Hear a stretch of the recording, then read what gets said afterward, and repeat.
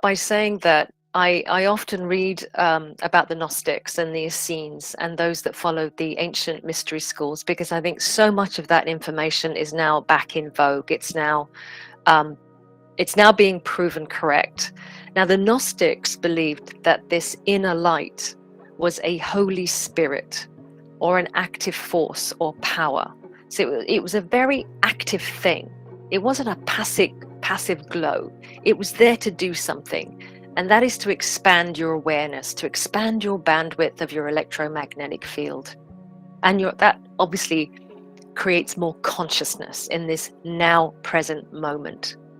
So they regarded the inner light as a Holy Spirit, an active force, but they also taught that you first received it as a high vibrational pitch. Now it can sound a little bit like a high buzzing frequency sound.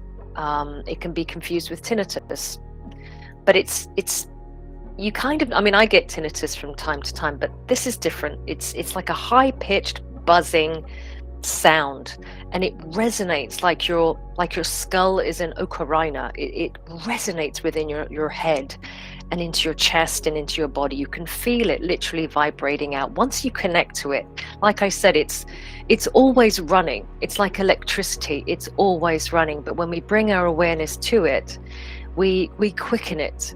We connect to it more deeply, and we're able to run it more efficiently. You also experience it as as a warmth, as a tingling sensation throughout your body, maybe your fingertips, your toes. Now, when the ancient painters painted the saints, they would paint them with a halo, a white halo around their head. And often people who are very sensitive can see this light, this Holy Spirit, this I am Om presence emanating particularly around the head, around the enlightened mind, because obviously that's where the crown chakra is, and that's where we connect to the cosmos. So connecting that in with our heart and all of the other intelligence centers is a really efficient way of running this Om frequency. And for me, it reminds me a little bit of electricity. So if you think about electricity, you flick a switch, the electricity goes through a circuit, and then it goes to, let's just say, a light bulb. It comes down into the incandescent filament. It ignites it, it lights it up. And what is the byproduct? The byproduct is light. So vibrations or frequencies or resonance always comes first.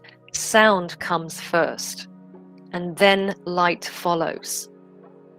So this luminosity starts with us connecting and taking the time to connect more deeply to that I am Om presence, that frequency, that resonance, and really leaning in as powerfully as we can, so that we can totally connect to it and then emanate it out.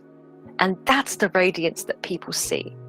That's the vitality that they feel about you.